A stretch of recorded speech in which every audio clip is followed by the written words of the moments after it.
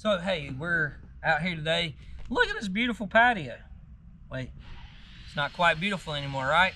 This patio has probably been put in 15 years. It was pretty at one time and beautiful at one time, I'm sure. But today, it looks a little dingy. And the reason it's dingy is for a couple of multiple reasons here.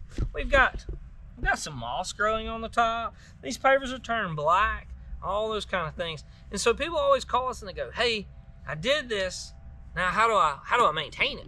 Even the bench is black.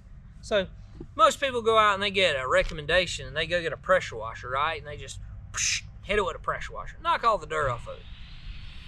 Most of the time that works. Sometimes it doesn't.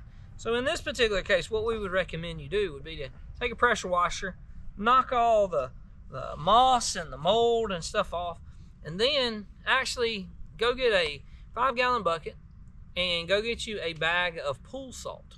So put some salt in the bucket, fill it up with some water, take that and pour it on here, and then scrub it lightly with a brush, and it'll take all this mold and mildew right off the top.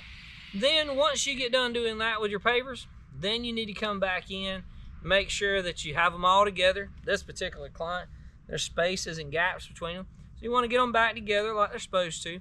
Maybe come in and put some kind of an edging restraint around the edge, and then backfill it between these cracks with that polymeric sand. You buy polymeric sand at Home Depot, Lowe's.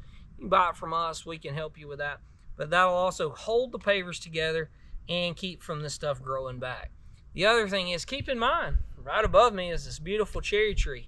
And in the summertime, this cherry tree puts out some limbs and some branches.